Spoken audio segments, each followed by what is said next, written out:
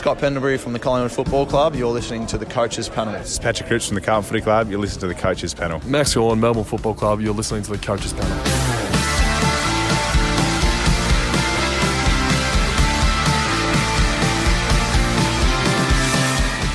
Happy New Year, my friends. It is official, the 50 most relevant for 2025. A player per day, an episode a day, and we cannot wait to do this fantasy football season with you right throughout the 2025 season. There's plenty of content coming for you. The audio podcast, the videos, however you want to get your content from the Coaches Panel, we got you sorted in 2025. Number 50 to kick off the 50 most relevant, maybe a surprise to see the man that has burnt more coaches than anybody else in fantasy footy history. I'm talking about the Fremantle ruckman, Sean Darcy, joining me on this podcast as he has joined us now for a number of seasons. It is the Harry Sheezel of the fantasy football community. He's been a gun ever since he started with the Coaches Panel. Hello, Mini Mink. How are you, mate? I'm doing well. If I can keep breaking out like Harry Sheezel does, then I'll have a very good podcasting career. Let's hope it continues that way. Hey, before we get into Sean and talking about him, just a quick recap for people that have never done a preseason with the Coaches Panel or understood what the 50 most relevant is about. A couple of key criteria. It is a player per day, but it is not a random assortment of players. They are put in a ranked order that I have chosen. So it is a subjective list. It is open for feedback on, but ultimately the players we talk about, we give you the positives, the negatives, and give you the information to make all the decision information you need to make. It's not about telling you what you should do, what you shouldn't do. The Coaches Panel has always been about, and always will be about, starting and have a conversation. It includes a bunch of different factors to make these players relevant. We take their price. We take their scoring pedigree over the past. We talk and look at the opportunities for scoring that have come. We take the position that a player is and what it takes to be valuable and relevant. And we also do combine the formats into the list. So AFL Fantasy, SuperCoach, Dream Team are all in here. So if we're only able to move and talk about one format, a player may be up, down, or out of this 50. That is the shortened, condensed version. But trust me, every day you'll pick it up as we go along. Anything we missed there, Minnie, before we need to move through a little bit more about Sean?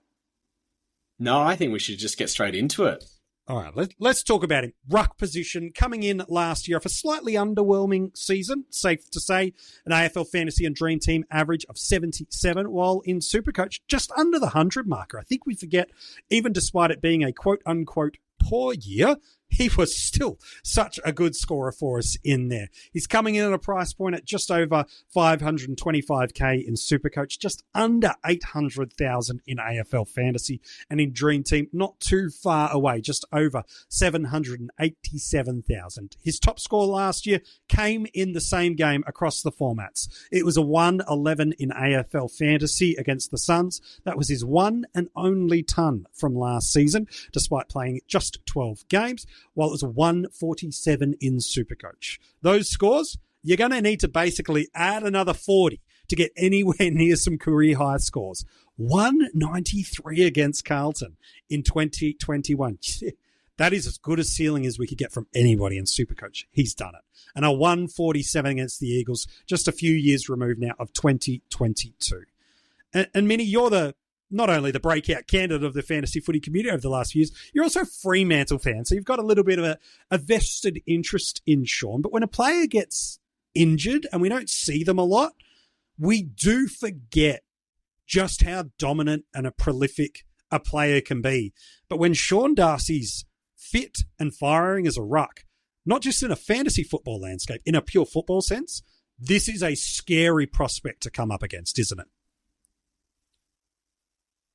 Oh, absolutely. I mean, 3 or 4 years ago, he was up there as one of the best ruckmen in the competition. He was probably in that tier below the top tier, but he was staking a claim to be one of those premier ruckmen that could match it with the best, up against Gordon and Grundy in their heyday.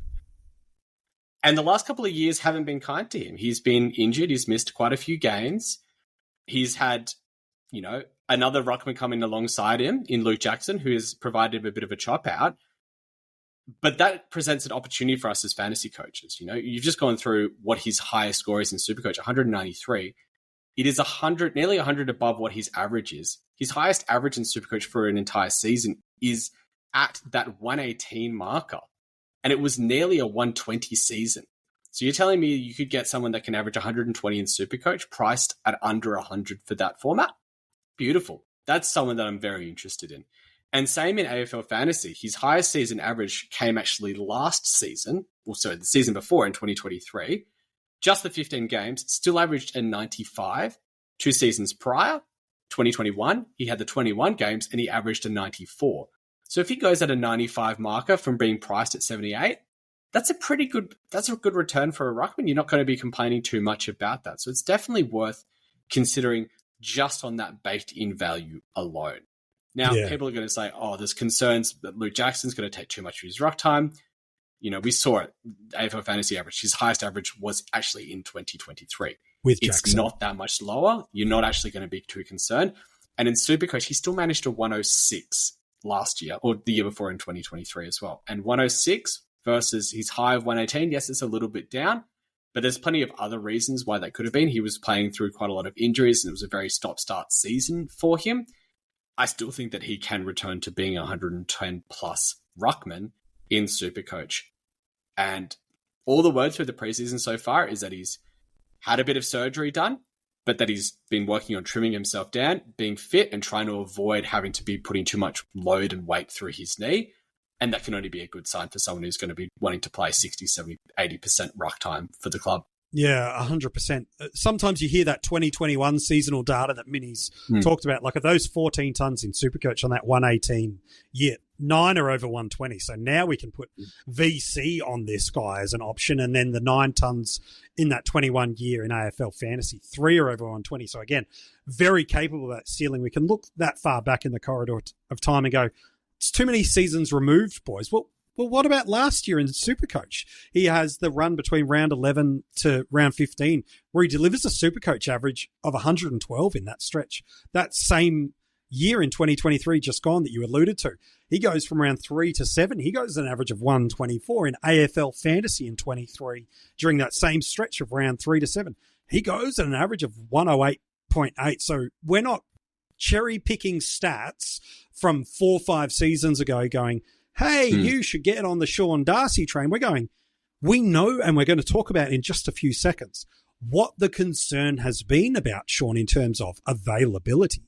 But at the start of your preseason, when you rule a player out that has got scoring pedigree, you've got to do the work and define why you should or shouldn't do it, not go, he's only played 12 games last year. I don't want any piece of him. That's just lazy preseason research as far as I'm concerned, is put in the work and the justification. If someone said to me at the end of this episode, I don't want to pick Sean in my side this year, no problem. You don't have to pick him, but don't just go, he only played 12 games, I've got no interest. Look back through the corridor of time, Minnie. Like, you and I have both played these games long enough that just because you've been injured for one season or had an injury history, it's not determined both for better or worse that the coming season's destiny is exactly in the same spot. Yeah, I mean, you look at someone like, I think the perennial example is Lachie Whitfield. He's consistently been a top 6 type defender, and yet he gets injured probably as frequently as Sean Darcy does, misses games for innocuous reasons. But you'll still go back to the well and pick him if he was priced at a 90 average as opposed to a 105 average in SuperCoach, or if he was priced at 80 as opposed to a 95 in AFL Fantasy. Like, if there's enough value there, the risk and the reward start to level out, and it starts to be worth having that conversation more as to whether they are a viable starting option and what their role is for your squad. So 22 games from Sean Darcy. Not over the 24 season, but over the past 2 seasons. So he's missing more than 50% of games available. And then what probably goes against Sean and why people are so quick to rule him out and to see the name on the title or see the thumbnail and be like, hey, MJ's lost the plot to start 2025, is they go, not only has he missed half his games, he's been injury impacted and subbed out of 4 of these games in the last 2 years. And this is where the pain really hurts. It's not the, okay, I've got to trade him. It's the in-game. And unless you're in a bye round where you've been previously only way a poor score falls out, up until this point, you're like, that 30, that 40, that 50, that 60. Now, not only am I into a forced trade, I've lost 50 to 80 points in that point in time. What's your philosophy around guys that have got an injury history and how we should approach them? Some have no care or concern. Others are really risk averse. How should we approach a player like a Sean Darcy as a consideration for our starting squad, knowing that the concern around his durability has been a viable and valid concern? Well, I've always liked the saying that you've kind of gone with a lot during the preseason, which is the injury concern matters as much if you start them compared to trading into him. And if he goes 100, 105 for his first 3 weeks, are you going to want to trade into him then? Probably not. But if you start him and he's going that, you're off to the races. So for injury-affected players and players that have had an injury history, the biggest thing to monitor is what's going on in their preseason, what's the club saying, and how are they looking in preseason games? And then it's about balancing your squad. So, if you're picking a Sean Darcy, don't go out and pick another 3 or 4 players that are also injury, risk averse, because then it's going to be an issue if, 2 of them get injured in the same week and all of a sudden you have 2 forced trades. That's the balancing act that comes with the entirety of your starting squads. With every game a player plays that has got an injury history, the risk of injury only increases. And so a player like Darcy, who's got scoring pedigree, and there's some really interesting reasons to start him for 2025, but a player like that, bank the points, bank the wins that he could bring to your team. And then if the injury comes, it's only the one trade to get him out, not the one trade to bring him in and the extra trade to get him out. So minimize the trades and minimize the risk if you're going to go there, but making him a starting squad option. But Mini, this fixture for Fremantle, on paper, it looks good anyway in terms of finally getting back to the finals after a little bit of a gap. And now they've done some piece movements in the off-season, Bolton being probably the signature piece of that, to really now you look at that Fremantle side and go, look, barring some drastic bad luck on the injury front, this should be a finals team now. Again, you think of the time, the develop of other players that have come through, like an Amiss, who is now even further emerging, let alone others. But I look at that fixture, that looks good, but you've got some numbers there that tell me that from a ruck perspective, it's unbelievable, not just good. If we go by it one by one, please. We've got Geelong down at GMHBA in round 1. Now, Geelong will have had their opening round fixture, so they'll probably be a little bit fresher, but you still look at the numbers. Second easiest last 10 matchup for SuperCoach. Third easiest last 10 matchup for AFL Fantasy scoring-wise for Ruckman. So you go, that's a pretty nice start.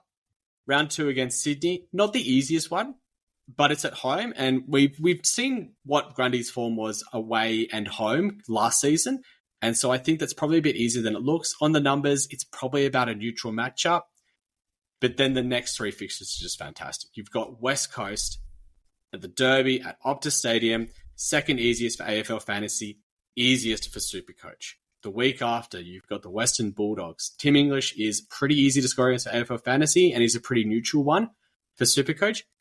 And then the cream of the crop one, Richmond, round 5, MCG. I believe it's at the MCG. I can't remember now. But that's the number one matchup. Like, if you are looking for gravy on top of gravy, that's what you're looking for. So you're talking about getting 3 of the easiest 5 fixtures that you can probably get for a ruckman, and they're all in those first 5 rounds.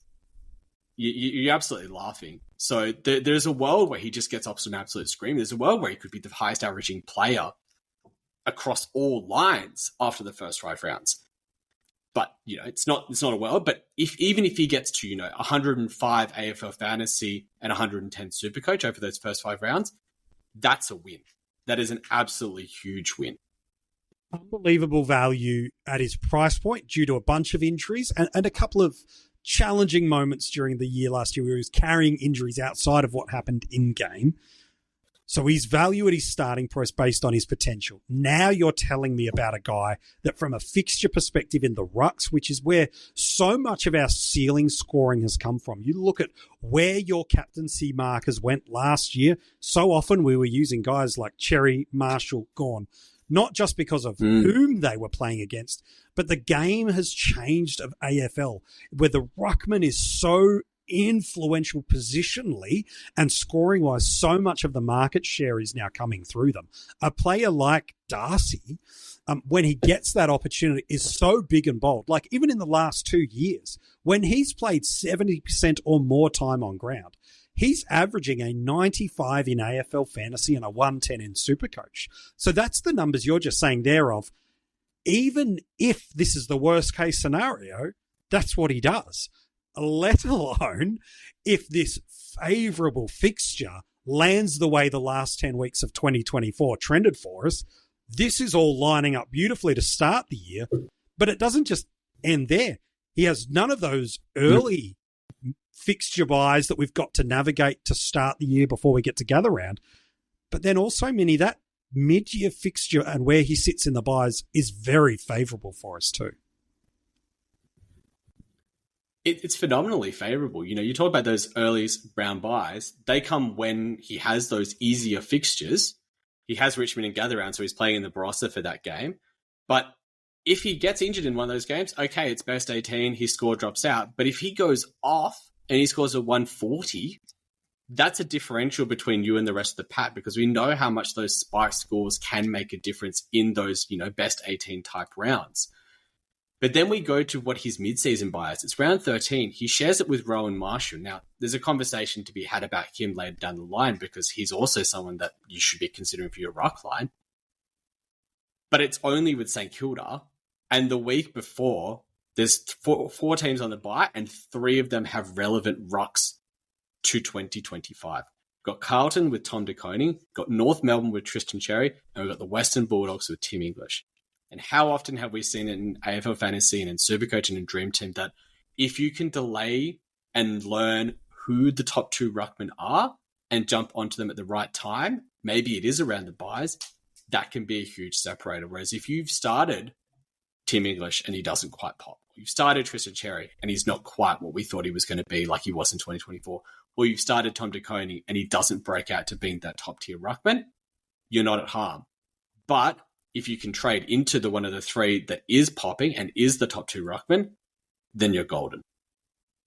Going a set and forget ruck has been probably less popular over the last year or two, because we've found inherent value in different spots. So a Brodie Grundy, as much as people want to knock him last year, was still a really good starting squad selection. Was it Tristan Cherry good? No, of course not, but was still really good value. And then you can go back through the corridors of the last couple of years. But even early days, January 1, there's a growing sense and conversation in the community, which is, I'm just going to go set and forget rucks this year.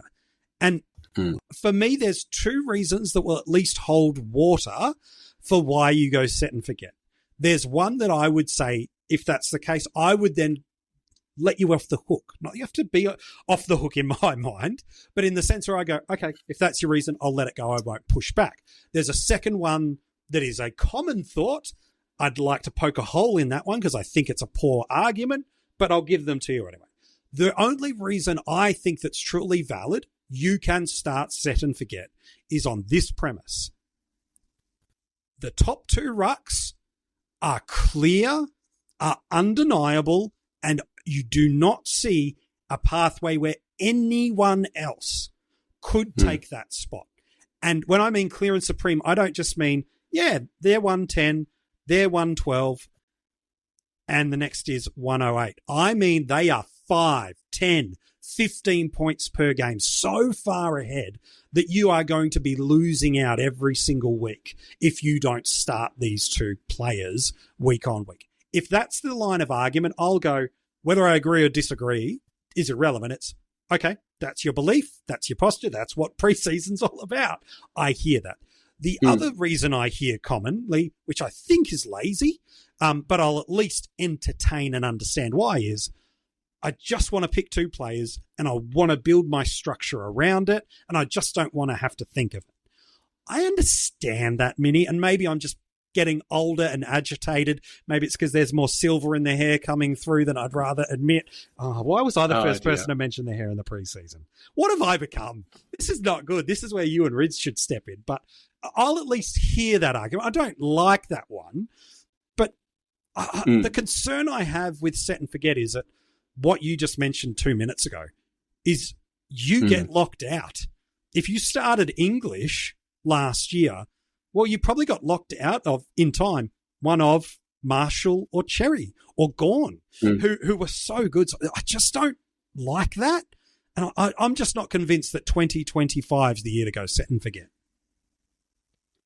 It does lock you out. It takes a very brave coach to trade out a player at the starting price that you think is going to be a keeper. Like if you go 2 weeks and say Tim English has only gone 95, it would take a very brave coach to pull the trigger and say, I've seen enough. I need to go to a different ruckman this week. Otherwise, it's going to cost me too much. But if Sean Darcy goes 95, you go, well, he's holding value. Doesn't matter too much. I'll reassess in 4 or 5 weeks' time. If he's still fit then, maybe I ride him to the buys. If he's looking like he's slowing down a bit, I can pick the guy that actually has the top 2 scoring potential. The biggest thing that we try to do in all across formats and across all of our other lines is we're looking for players that can exceed their average and be top of the line. Or, if you can do both of those things at the same time, it's fantastic. And I don't know that players like Tristan Cherry and Rowan Marshall can exceed what they've done in 2024, but they probably are a player that will be featuring in that conversation for the top 2 ruckmen. Why do we apply the same logic across all the other lines and then say, oh, but the ruckmen are clearing supreme, it's the top 2, and then you've just got to set and forget them? I think that we just need to be open and say, at least have the conversation, at least consider players like Sean Darcy, players like Tim English, players like Max Gawn, players like Brodie Grundy as being an option. And when they are as at much value as Sean Darcy is, then it's a perfectly reasonable option to very much consider starting. I love the fact that you highlighted that he, over a 4-week, 6-week, or a 10 to 12-week stretch, has got not just forecast potential, but even with Luke Jackson, has shown the scoring pedigree to be within the echo chamber of these top-tier guys and at a fraction of the price. And what he can do with someone at a R1 and R2, or for Dream Teamers and SuperCoaches, at the flex spot do for you, is now opens up a world of selection variables that you just don't get. If you are going set and forget in your rucks, what you do at D2, how many strong top-end captain options you want from that midfield, how many premium mids you want to get forwards, it affects your structure greatly through there if you are going set and forget and missing a trick on a player like Darcy, who has risk for sure, but he's priced at the point for the benefit to come with the risk associated. And with that flex spot, what if you go, at the mid-season base, you go, yeah, you know what? Rowan Marshall was R1, Tristan Cherry was R2, but Sean Darcy's R3. You can chuck him in that flex spot. You've locked him away. Like, there is a world where he could be the R3, if not the R1 or R2. And there you go. You've got that value already tied in. You've got him at his cheapest price for the year, and you're away. And, if he gets injured later on in the year or injured early in the year, you can adjust to that. But, that is something that we have to consider, because a lot of people are talking about that flex spot as being, is it the third ruck? Is it a ninth midfielder? We're not sure how the season lays out, but either of those are compelling arguments at this time of the year. And I think that's another reason why you can look to start someone like Sean Darcy. So much of the start of the year is best 18. Throw then in for the first few rounds in Dream Team and SuperCoach, where you have 23 on field and your poor scorer drops out. Well, a Darcy has the ceiling that can match every other ruck. If he has one of those handful of in-game injuries, well, he's the one that falls out, not the 50 or 60 cash cow scorer that you've got. So you're now no longer impacted, let alone others you might be considering through those early seasons that have a fixture where there's a bye. He's playing through, as you mentioned, probably the best ruck fixture to start the year he's got. And he's got the scoring pedigree. He enables a dynamic list of a bunch of different options for your structure and your trade cadence. And then throw on top, over the last 2 years, Dream Team and SuperCoach have given us an abundance of trades, more than we've ever had before, and the addition of the boost, meaning that you are closer to AFL Fantasy in trade cadence, if not in price movement. Sure, that's different. But an injury impact is not as chaotic as it used to be. Our risk profiles, while we need to manage them in our teams, can be elevated more because now we've got a higher volume of trades, which means we can consider players with a high risk profile, which Darcy does have, but to go with the risk comes the reward. A guy that can be pushing the door of a 120 ruck, pushing the door of a 105, 110 ruck at his upside, but he doesn't have to even get that high to deliver high value for us. You're spot on. You know, you can cover your other moves with this pick. You covered this pick rather with your other moves, like you do in a draft setting. If you are going to take the risk on Darcy here, cover him another way. Maybe there's a cheap ruckman that you like, and you say, I'm going to put someone at R1, I'm going to put Darcy at R2, and I'm going to put a cheap ruckman in my flex spot. Or you just say, I'm going to save myself a boost in case Sean Darcy gets injured, and if I need to do a 3-trade restructure, I can do that 3-trade restructure. But always just build the balance in your squad around every pick and have justification for why you're picking them, and build the balance in the squad. You know, don't go too heavy on the risks, but you don't want to go too safe and not take any upside punts. Yeah, I love that. I'm pretty keen. I know it's January 1. I'm pretty keen to start Sean. You know, I like to have some fun at the spot at the 50, but there's just something about this one, isn't there, Mini Mink? There's just a lot of roads leading to Sean being the right guy to start in your side at either R1, R2, or for Dream Team and SuperCoach at the flex. There's a lot to like about this pick, a lot of risk to absorb, but a lot to like, and it's why he's kicking off the 50. This episode is brought to you by Google Gemini. With the Gemini app, you can talk live and have a real-time conversation with an AI assistant. It's great for all kinds of things, like if you want to practice for an upcoming interview, ask for advice on things to do in a new city, or brainstorm creative ideas. And by the way, this script was actually read by Gemini. Download the Gemini app for iOS and Android today. Must be 18 plus to use Gemini Live. Ryan Reynolds here for Mint Mobile. You know, one of the perks about having 4 kids that you know about is actually getting a direct line to the big man up north. And this year, he wants you to know the best gift that you can give someone is the gift of Mint Mobile's unlimited wireless for $15 a month. Now, you don't even need to wrap it. Give it a try at mintmobile.com/switch. $45 upfront payment required, equivalent to $15 per month. New customers on first 3-month plan only. Taxes and fees extra. Speed slower above 40 gigabytes on unlimited. See mintmobile.com for details. Very much so. All roads lead to Sean Darcy. They do. You mentioned draft. Before we go, we should probably talk about where he goes on draft, shouldn't we? I don't think he's going to be the top handful of rucks that go. I think Marshall, Gawn, Cherry, English are probably the agreed 4 across the formats. Then we might see some salt and pepper of Grundy, little bit of Nank. Maybe someone breaks out on a Briggs. Someone leaps for a TDK. So those are probably all names that might even all go before Darcy. Yes, there's risk, even more risk associated in draft with the injury concern, but you said it earlier, you just protect that pick with something else that you do on draft day.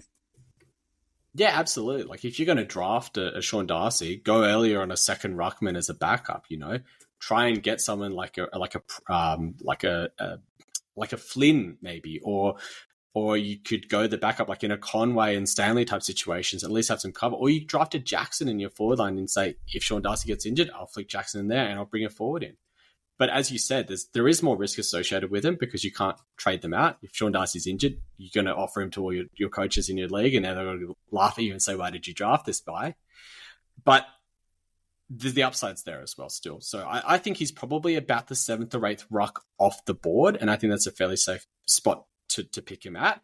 And that probably puts him somewhere around that, 8 to 10th round, depending on, squad sizes, what draft type you're doing, how many coaches you're with. But I think that's a fairly safe spot to take him. And it's probably a spot where there is a lot of upside if you are looking to punt rucks. Yeah, I really like that, Shad. I agree.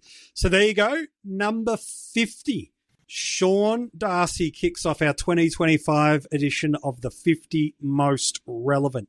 Do you agree or disagree? You can get in touch with us across social media. All the details for where you can find us across Instagram, Facebook, X, and TikTok are in the description of this episode. I should give you a clue in a minute for who's at number 49, but Mini Mink, an absolute pleasure to kick off the 50 Most Relevant with you. I could not think of a better person to have the first chat. Officially, for many people, the preseason starts now with the start of the 50 Most Relevant. We're going to speak to you a lot throughout the months of January and February. I'm stoked to have you as part of the Coaches Panel again in 2025, mate. Good chat to have to start off with. Let's bring on the rest of the 50. It's going to be fantastic. Who is at 49? You're about 30 seconds away from a clue. If you loved this episode and you watched it as a YouTube clip, make sure if you haven't already followed and subscribed, make sure you do. Give the video a like and comment below. Let me know your take on whether or not you are going to start or pass on Sean Darcy. If you're listening to this as an audio podcast, whether it be on Apple Podcasts, Spotify, YouTube Music, everywhere you want to get podcasts, you can find the Coaches Panel. Make sure you subscribe and give it a 5-star rating. If you want to get early access to these podcasts, you can join our Patreon army. Our people that join in at the breakout and premium tier, one of the rewards that they get for signing up is access to the audio podcast 24 hours early. So they not only know who's at 49, they're already listening to the clue for who's at number 48. If you want to become a supporter of the Coaches Panel, get a bunch of different rewards and get your hands on a brand new line of Coaches Panel merch. All the details for all that is in the description of this episode. I've teased it enough. Time to see if you can pick who's in at number 49. This player had a significant thing changed for him in the off-season. In the line that he finds himself in now, he's had multiple years of 85-plus averages. He's had multiple years of 90-plus averages in SuperCoach. And in the line that he is eligible to be selected, in combination with the off-season changes, he has a pathway to being right on the absolute edge of what it means to be a premium in that line, and you're not having to pay for it. Who is this player with the big change and the potential to be right on the precipice of a premium in his line? Who is he? You'll find out tomorrow for the 50 Most Relevant.